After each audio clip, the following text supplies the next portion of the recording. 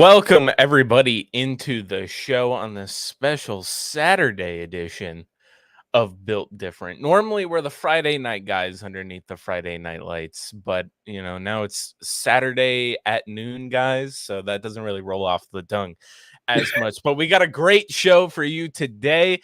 Of course, I am Jake, aka the Northeastern Nostradamus, and he is Justus, aka the GM. And this show is built different, and it's looking a little different today because we upgrade the digs a little bit from time to time. And it's the welcome, right? Welcome into the show, Justice. How are you doing? I'm doing amazingly fantastic. Pretty cool to give the people some football talk on Saturday, which we're not necessarily used to seeing, but uh, Friday nights a little more exciting. But Mm-hmm. who doesn't want to wake up to some football? You're about to watch college football anyway. You might as well get into the swing of things. With some Bills talk, right?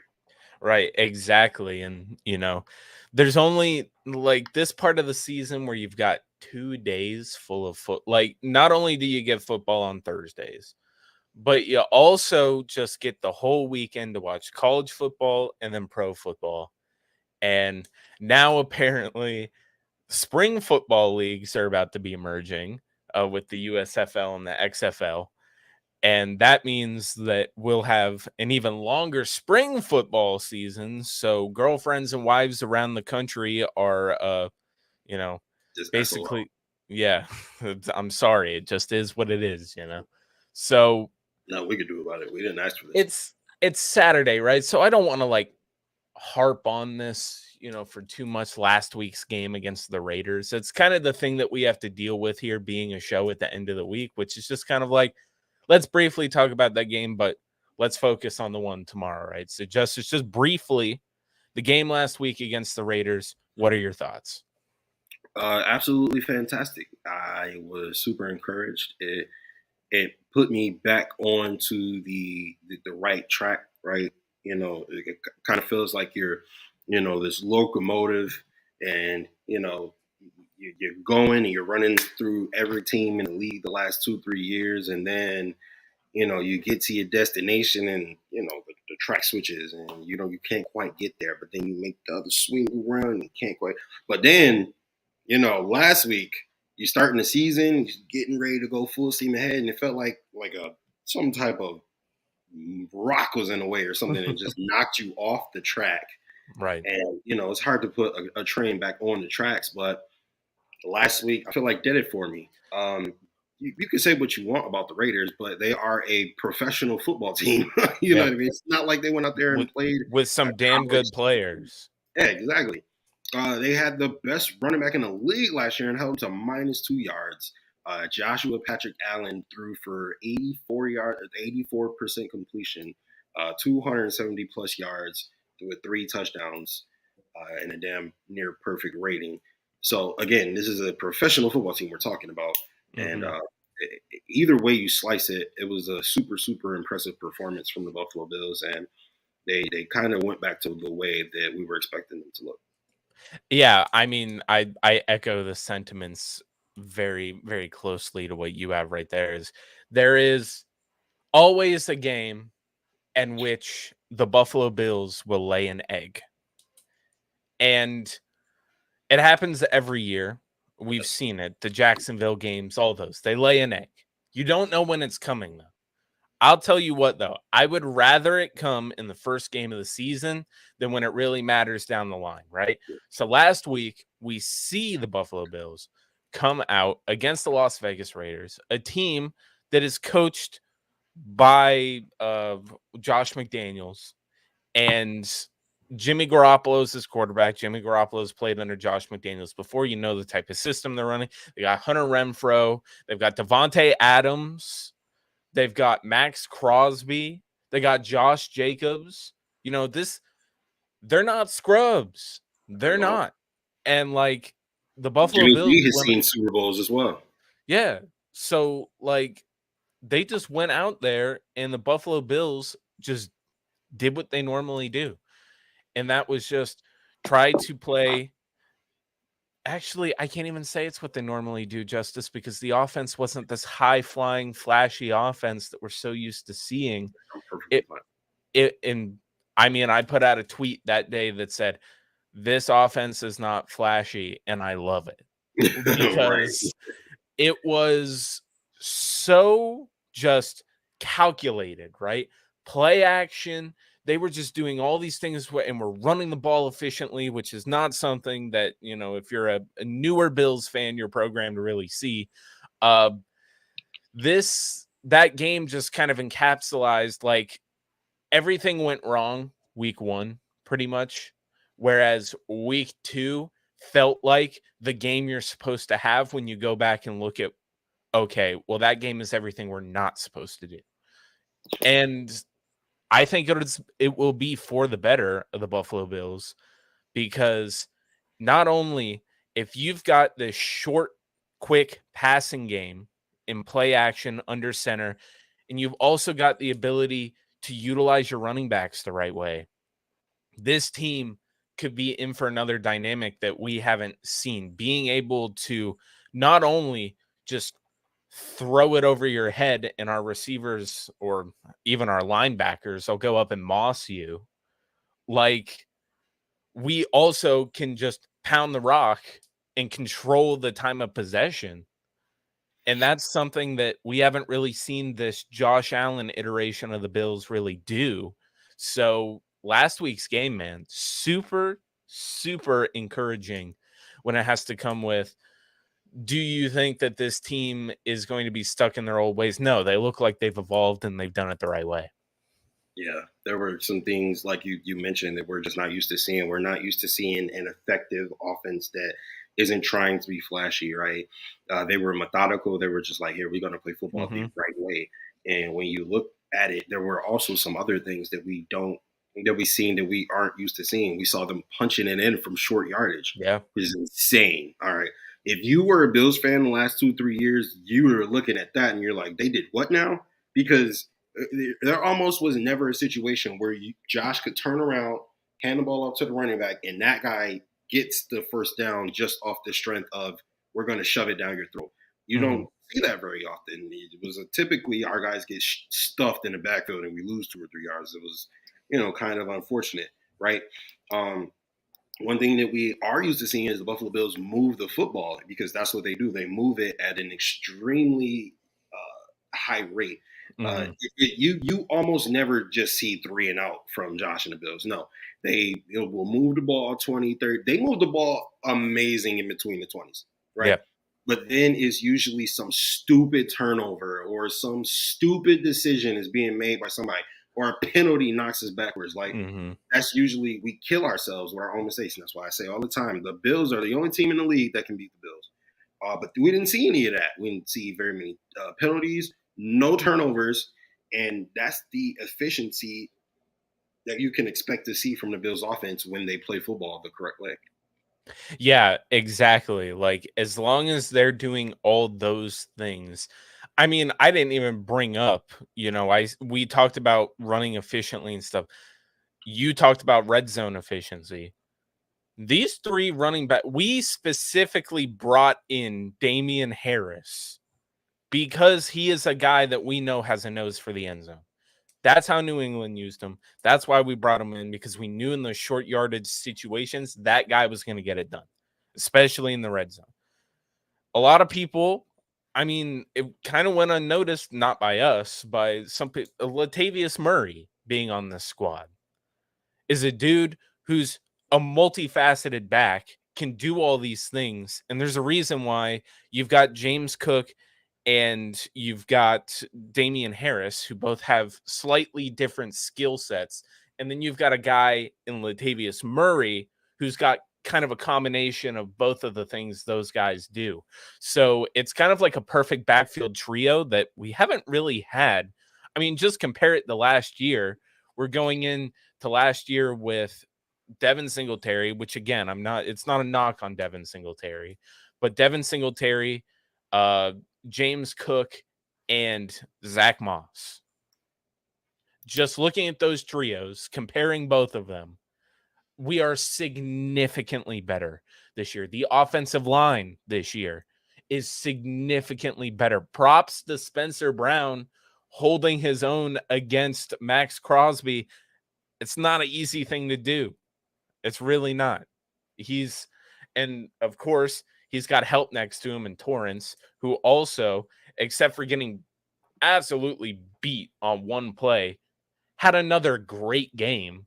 Like this offensive line, I'm not used to seeing them kind of actually be able to win in the trenches. Usually there's a couple, like last week was a full on dominating the trenches type game for our offensive line, and it shows on the scoreboard. But Justice, this week, I think we're going to have another big battle in the trenches with the Washington Commanders. And this game is weird, right? Because we're looking at a bunch of different factors going into it. I wish it could just be a perfect day where both teams go in and there's no weather, nothing affecting it, but there's not. There's a tropical system rolling through that area around that time, and it's going to be a bad weather game. And I believe that that really benefits the Washington Commanders because they've got good running backs. Now, I'm not saying that that doesn't benefit us as well, but we're new to kind of this being able to really pound the rock game. Whereas Washington, over the last 3 years, that's been like their bread and butter. That's what they've really been able to do. So, going into this game, what are you really looking at? What do you think is the key to success for both sides? What is going to be that factor that puts one team over the other? Well, just like you said it, you started off by saying that this game is going to be won and lost in the trenches. Hmm. Um, if you would have, made this matchup a year and a half, 2 years ago, it might have been pretty one-sided, right? The Bills' defensive Right. line was rather weak. The Washington defensive line was rather powerful. Not that it's not anymore, but it's a different ball game Right. now. Our offensive line performing much better. You've got a big, gigantic freak out there in Osiris Torrance, who is his specialty is in the run game. Yep. Yet there were 46, pass snaps, and he allowed one pressure last week Hmm. versus a pretty good defensive line, right? It was a really bad pressure I brought. It was pretty bad. The one that where he got absolutely destroyed on that one play. But outside Well, of that, he had himself a day. fair enough, but again, he is a rookie. You take a look at what Spencer Brown is doing as a rookie, and people are like, "Well, it's because he's a rookie." So I do receive Yeah, what yeah. you're saying, and I agree, but I do I will give him the benefit of the doubt. I'll say right. And like I said, run blocking is his forte. So the Hmm. fact that he only had one bad play out of almost 50, Yeah, I find that very encouraging. Right, it's anybody can do very good. that, but right.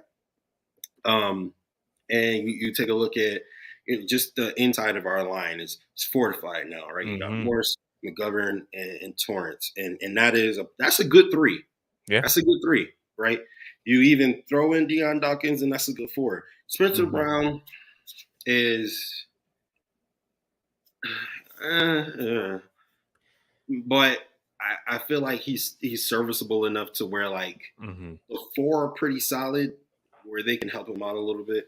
I would like to see us upgrade there, or for him to figure it out. But we'll see what happens there. But my point is, this is a different offensive line. They're not going to be bullied around anymore.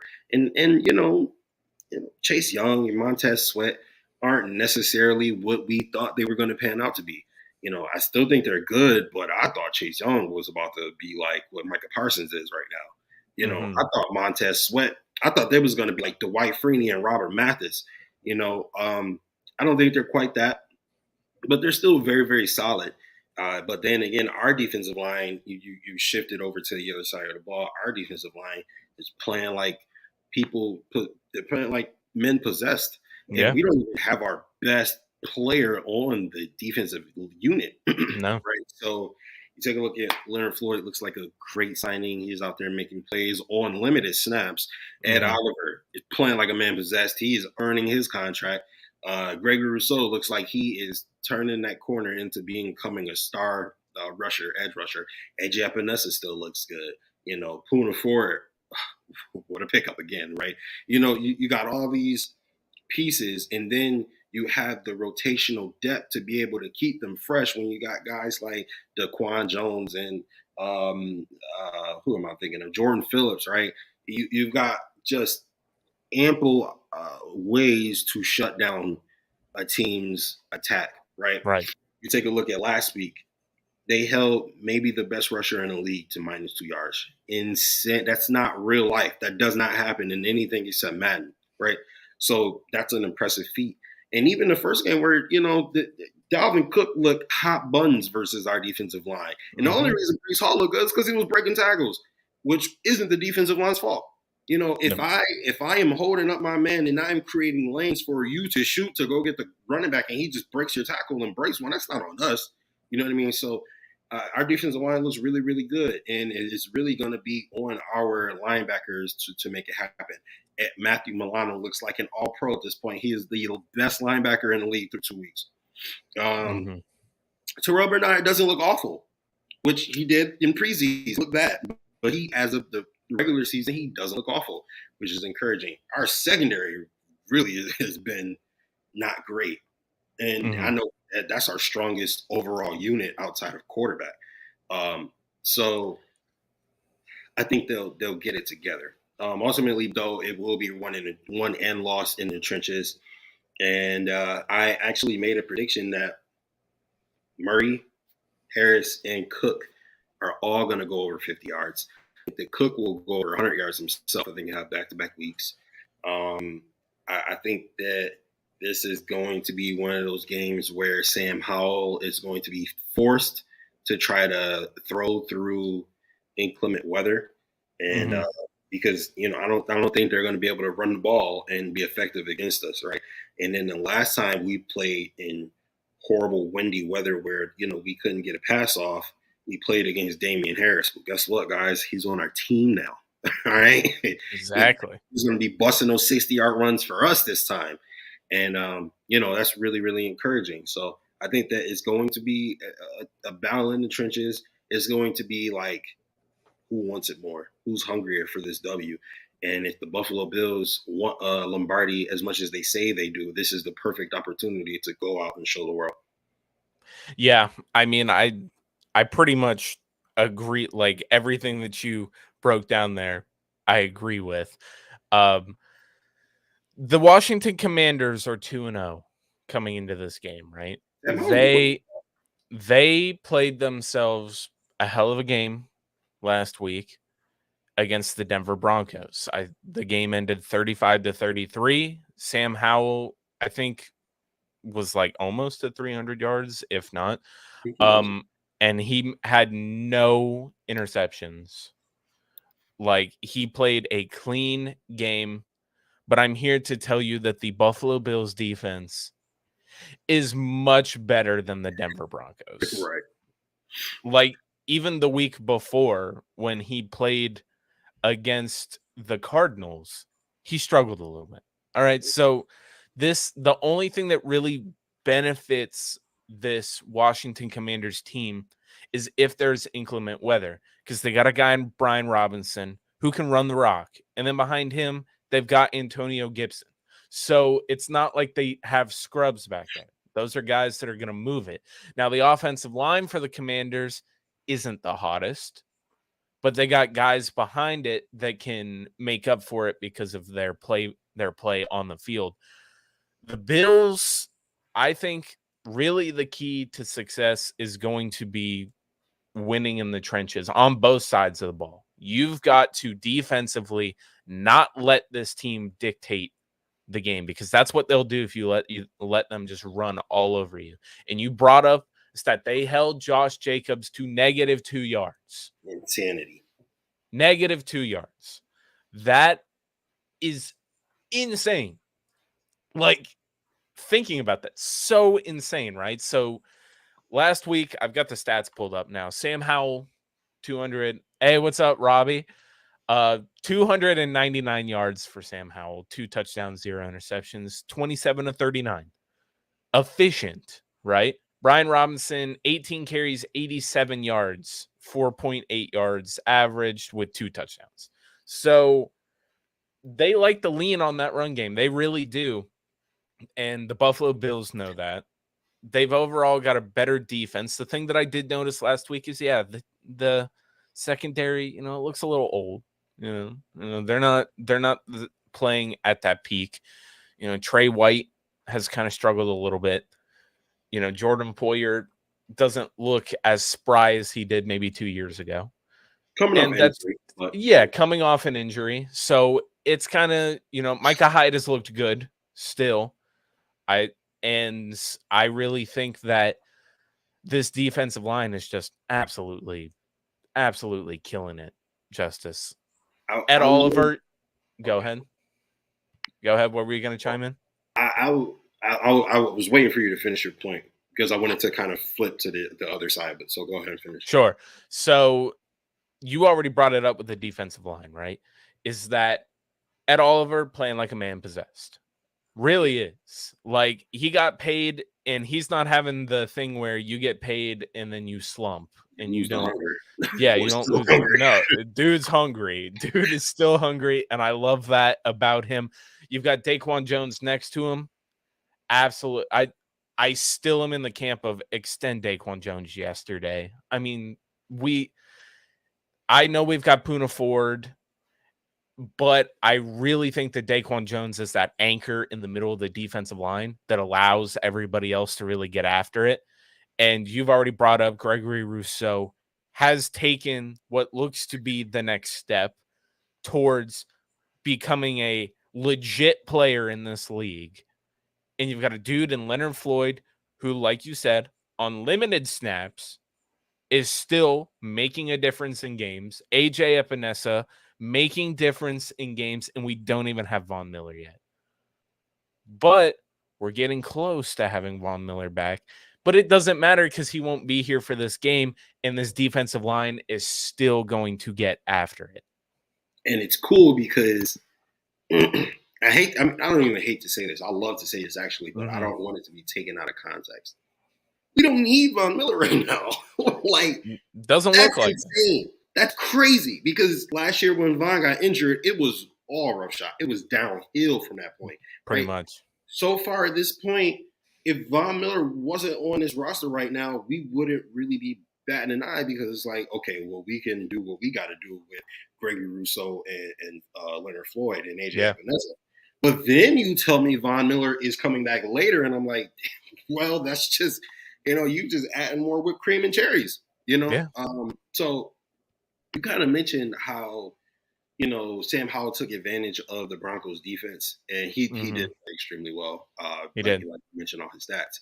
The thing that kind of caught my eye, I was arguing with my friend who's a Redskins or Washington football team commander, whatever. The Washington Football Commanders. Right. He's a fan of them, and I'm like, bro, what? Hold on, you let checks notes. Russell Wilson hang 33 on you? Like, this ain't 2012, 20. This isn't dangerous. Yeah. No, this ain't dangerous. This is embarrassing. Like, listen, Russell Wilson he was 12 of 32, or I'm sorry, 18 of 32. That sounds like Russell Wilson, right? Throwing 50 some odd percent from the, like, that sounds like him, right? For 308 and 3 tutties, that's insanity.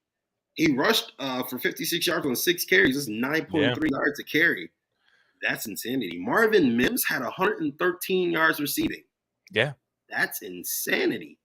Brandon Johnson had 66 yards receiving on 2 touches. That's 33 yards per catch, ladies and gentlemen. Like, this defense is about to get torn. Listen, man, if it weren't for this hurricane, Josh would be coming through like a hurricane. Like, they are very lucky that they are getting the weather they're going to get. But I don't even think that matters because I genuinely believe that, because even if you look at it, right, as far as rushing Javonte Williams, Javonte Williams only had 3.7 yards per carry, but it still put up 44 yards, right? Yeah. Russell Wilson still put up 56 yards, right? So you add three capable running backs, and then maybe the most efficient runner from the quarterback position in the league, Mm-hmm. you guys are in trouble. Okay. Not only that, but you give them a revamped offensive line that's hungry, that is gelling together for the first time. And I keep saying this, I'm going to keep saying it until I'm proven wrong. Osiris Torrance is, you know what? You know what? I'm going to make a proclamation. Say it. No more of this, Say it. he might be or he could. Osiris Torrance is going to be the Quentin Nelson of this team. He is going to be the rookie guard that comes in and refortifies an offensive line and makes them gel together as a unit to become one of the best rushing attacks in the National Football League. And we've been saying this for years, Jake. Yeah. Why do we have a finesse zone running scheme with Joshua Patrick Allen as our quarterback? We need to have a power run scheme, and I think this is where it happens. And I think drafting Osiris Torrance, they're sitting there second round, late second round, Mm-hmm. is the inception of that power running scheme that's going to come. Listen, man, you don't get much better value than that, because I ain't gonna lie, if we sitting at pick 27 and we draft Osiris Torrance, I'm not upset. No. I'm like, oh, okay, cool. All right, I'll take that. But we got not only the best pass catcher in the draft, but then came back in the second round, didn't have to trade up or nothing, and got quite possibly maybe the best offensive lineman in the draft. It could have looked like, you know what I mean? So we'll see what happens there. But I'm excited. The Commanders' defense last week gave me a lot to be hopeful for in terms of what the Buffalo Bills can get done. Yeah, and I really like your proclamation of, Torrance being the next Quentin Nelson, the Quentin Nelson for us. Yeah. Right? And I really think that you're on the money with that. How many years have we sat here? We've been doing this show for plenty of years now. We've sat here and I've bitched about it. You've bitched about it. It's that zone running scheme was legitimately pissing us off. Yeah. Like power, pin and pull. Like you need dudes that are moving guys on that offensive line. And that's what Osiris Torrance has been doing, man. He moves people and he doesn't get moved very often. So that's exactly what you need. And I love that proclamation. I think that is just going to further enhance that. If we go into this year's draft, what's really the only thing we might need is a real backup center that will take over eventually for Mitch Morse and possibly a tackle. Rick Bates? Yeah, I'm not mad about Bates either. I like Bates. You've got him on a contract. Yeah, like I think that you've got that, and then you don't got to spend a draft pick on that. You can get more pass catchers or do whatever you want to do. Maybe they're really good at drafting, apparently, cornerbacks in the later rounds. So, those secondary dudes, go after that. But I think that this team, your weakness could be, and I hope it's not. I hope by the end of the year, Spencer Brown's a changed man, right? He had himself a good game last week, but, do it again. Right? Yeah. You're going up against another really good defensive line. You're going to have dudes coming off the edge there that, most teams don't have those kind of guys come off. Right? Yeah. So you're going to have to deal with dudes like Chase Young. You're going to have all these different, they're going to scheme up all these different ways to attack this offensive line. And they're going to specifically go at Spencer Brown because they know he is the weak link at this point in time. Exactly. That's exactly So if you're a defensive play caller in the league, you're going to send your dudes at that guy and make him prove that he's somebody that, okay, will respect you. But right now he doesn't have that kind of cred in the league. So I think that, when you go against this defensive line that has guys like Deron Payne on it and Montez Sweat and Chase Young, like this offensive line, they're going to get tested this week. Those are still dudes. So I think that, again, trench warfare is going to be the name of the game on this one. However, having a dude like Josh Allen, like if the weather's really that bad, Josh Allen's gonna be he'll run, he'll tuck it and run it. Like he's not gonna go. But the thing is, too, if it's really high winds, Sam Howell, not the kind of guy who can throw in those kind of high power wind gusts. Josh Yeah. Allen is. We all remember the New England game. We Yep. lost that game, but Josh Allen was making some ridiculous throws in those wind gusts. So I'm not too worried about that. The Commanders really haven't, their last two performances really haven't, done anything that makes me go, ooh, like, oh, you beat the Cardinals and you beat the, Broncos with Russell Wilson and, them trying to figure everything out. So I think too that if I'm looking at this as a Washington Commanders fan, I'm like, well, you guys went up against a really good defense 2 weeks ago, and you got absolutely bullied out there. So I can see why they would be confident coming into this game as well. I just think that after what the Buffalo Bills showed offensively last week against a team that isn't that bad defensively, at least on the defensive line wise, what they were able to do running the ball, I think that they'll have an okay day tomorrow. And we're going to be, sitting on here next week talking about the Miami Dolphins and how we're going to send them to the bottom of the AFC East. And it's going to be glorious. Any closing thoughts on this game before we go into our picks, Justice? Yeah, I have to say I agree with you about the Sam Howell. It's essentially Sam Howell kind of reminds me of Mac Jones in a lot of ways. So it's kind of the same thing, right? Great anticipation, great accuracy, not a very strong arm. Yeah, Although he can let it fly. He had a you throw can. last week where he put it on the money, at least 55 yards downfield. He could do it. It you know what I mean? It hangs in the air for sure, but that's where the anticipation comes in because Yeah. Josh can put it on a rope, right? And that's where, some of his issues were at the beginning of his career. It was like, all right, Josh, you got to let it sit in there for a little bit. So Yeah. Put a little bit of touch on that, man. Come right. on. And he's gotten better at that, obviously. But Sam Howell definitely has a great anticipation and kind of like Mac Jones. And I remember Greg Thompson from Cover One, he made a video about how Mac Jones made a throw and the one that was intercepted by Micah Hyde, where he threw it from like the 50-yard line, I think it was. So it ultimately ended up being like a 57-yard pass. It took like 6 seconds to get there. And it gave Micah Hyde enough time to run underneath it and pick it off, right? But then Josh made a similar throw to, I believe it was Emmanuel Sanders in the back of the end zone, where he was from the 50. So it was about a 59-yard pass. And he threw it off his back foot as well.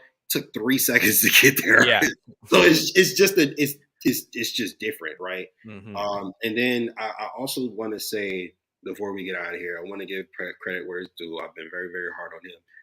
Ken Dorsey called an amazing game. He called a fantastic game. But am I hearing this right? This is this is where the accountability comes in. This is where you need to realize this is where growth needs to happen, right? Yeah. You take a look at the Washington game, and it kind of reminds me. It gives me like last year's Steelers vibes, right? Where it's like one man, two men can ruin your whole entire game plan, right? Melvin Ingram would buckshot on us, and then TJ Watt wasn't fun either. So, I think that it's been throwing me off. Justice, okay. I think that Chase Young and Montez Sweat could ruin your day if you're Spencer Brown, and this is where you need to have. I'm sorry, I got allergies. Ben, that's what it is. This is where you need to have a Dawson Knox at the end of the line to be able to double team, Chase Young or Montez Sweat, whatever the case may be, or at least have them run out. You know what I mean? Like, because at least they have to go around a tight end as opposed to just getting around Spencer Brown, throwing him out the way real quick. Mm-hmm. And, give Josh a little bit of extra time to be able to maneuver with the football, which we all know he can do, but at the same time, he shouldn't necessarily have to.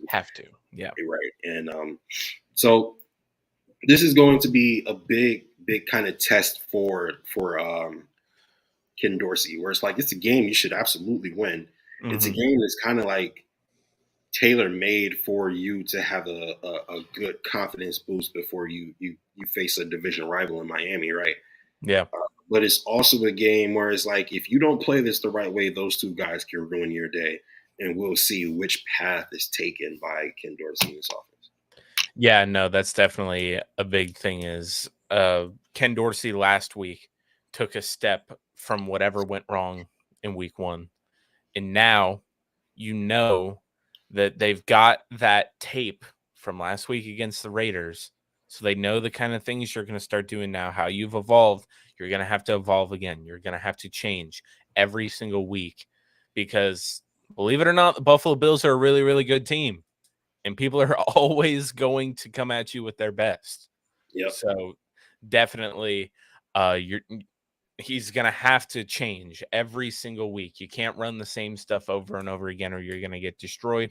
And that's happened to a lot of offensive coordinators in this league. So, last year we did a thing where we picked every single game and that got absolutely ridiculous trying to tally up those scores and keep track of it every single week. So me and Justice have come up with a brand new revised version of J&J's weekly picks. So what we're going to do is me and Justice are going to do a draft where we sit and we each pick a game. So it's going to be 3 games Justice has, 3 games I have, and then we're both going to pick a upset of the week game as well. So 4 games in total for each of us. And that's going to be a little bit easier to track than say every single game every week. So Justice, are you ready to draft this week? We've Let's got some beautiful matchups. we absolutely do. Let's get into it.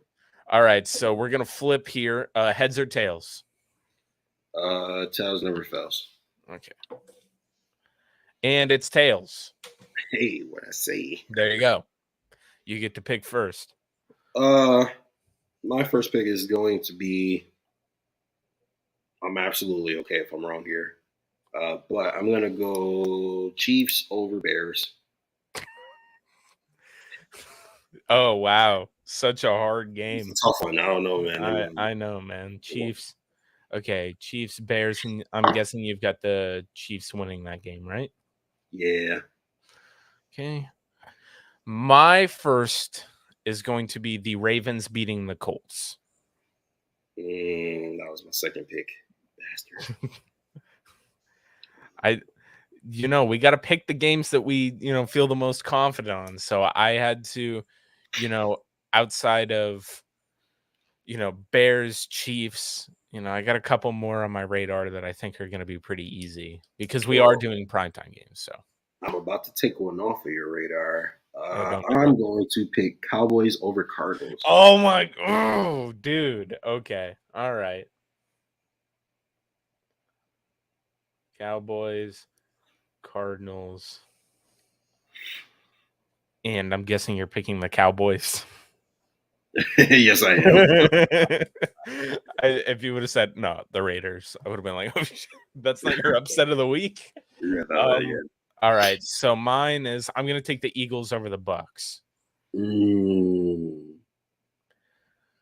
I think the Eagles are like that. yeah, for sure. So, all right, and Um, then yeah, this so is. I'm gonna go with another one that I wouldn't mind about being wrong about. I'm gonna say that the Dolphins beat the Broncos. okay, all right.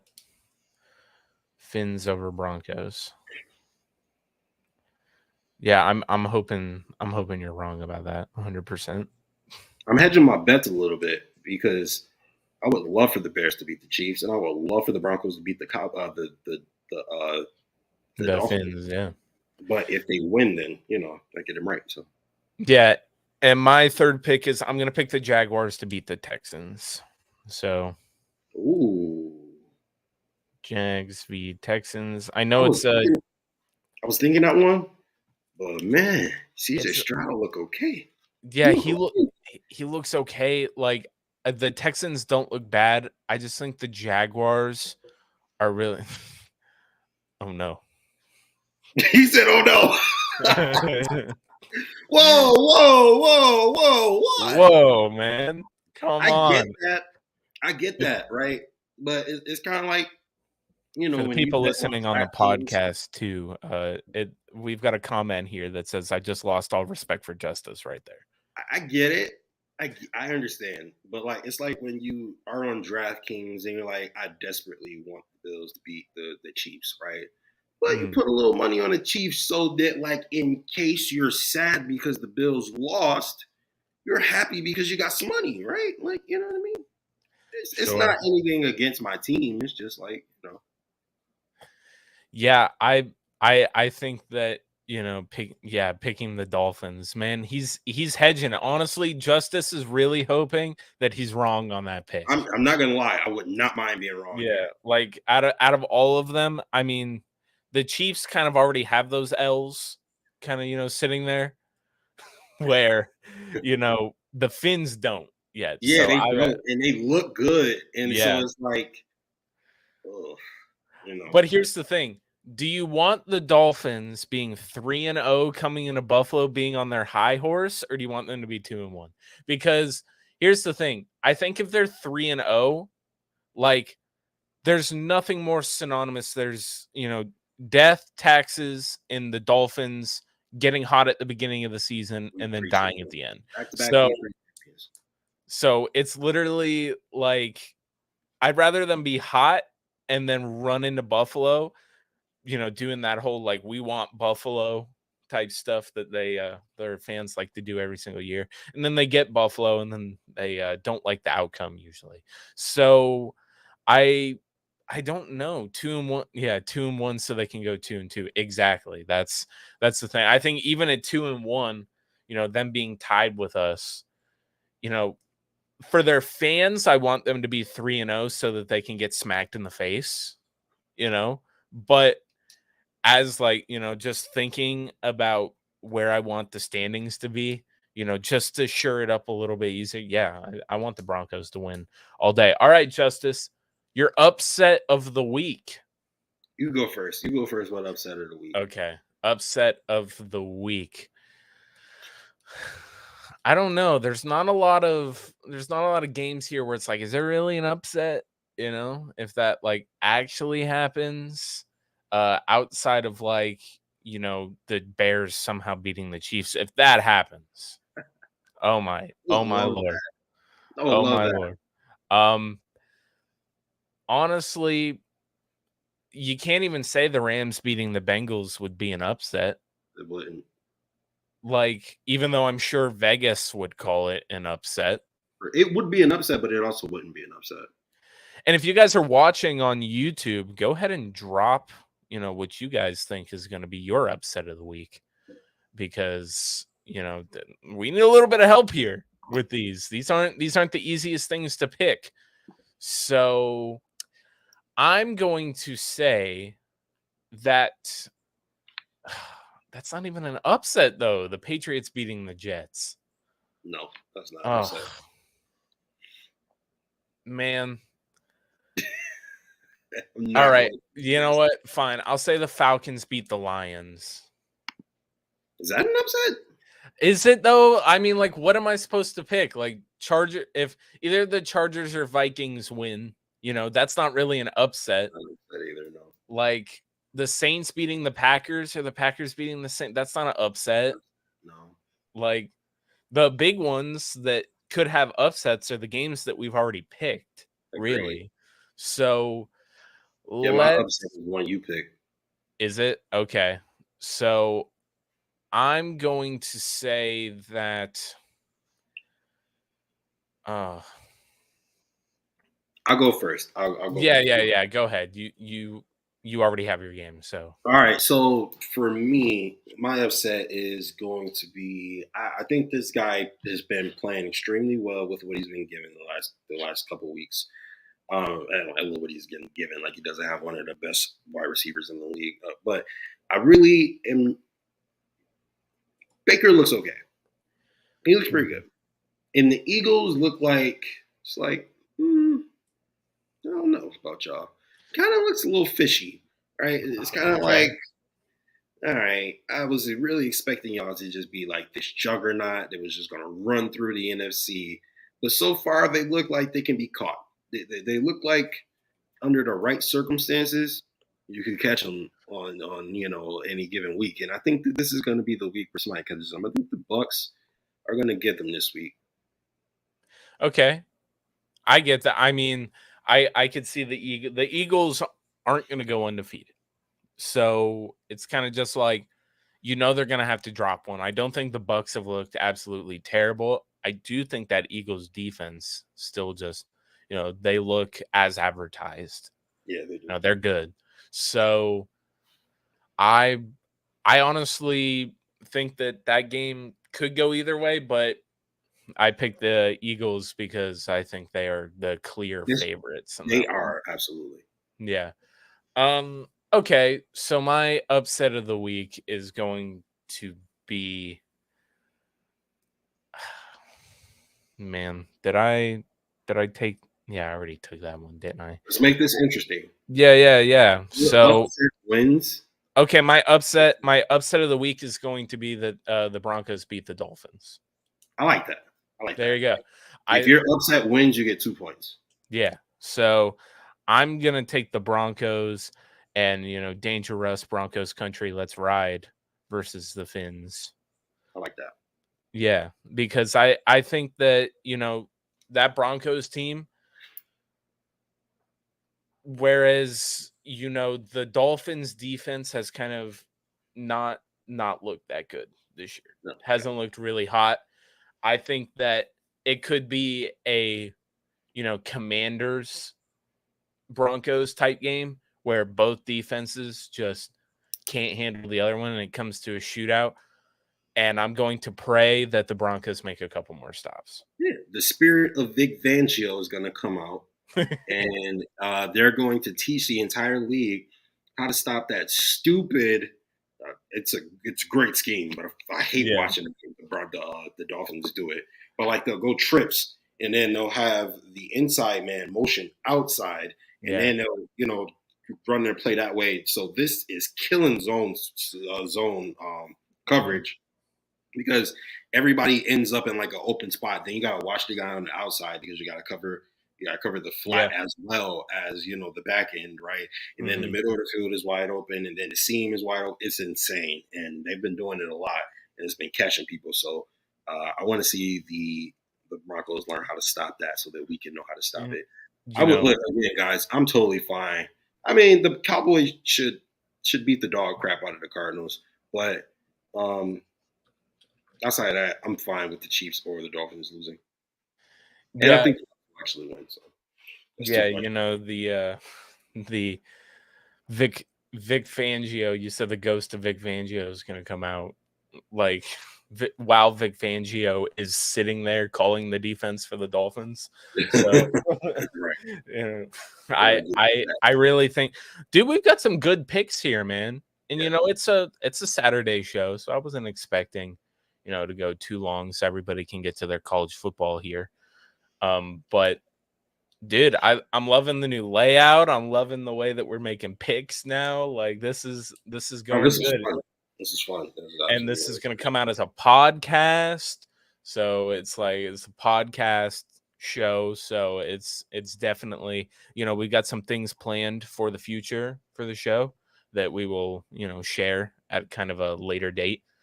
A couple of things changing, but other than that, man, get us out of here. Do what you do yeah. best. So spin. First of all, we agreed we weren't going to pick the Bills commander because more 9.99 times out of 10, we're both going to pick the Bills to win on any given week. So that really Most hurts. definitely. Yeah. So, but yeah, man, great show. Thank you guys for tuning in. You guys know we appreciate every single like, comment, subscription, retweet, repost, share, subscription, super chat. Thank you guys. And as Jake gets his camera into Trying to focus. get it back into focus, yeah, but it's not gonna happen. It's all right. No, but seriously, guys, thanks for tuning in and hanging out with us on a Saturday morning. It has been a blast for us as usual.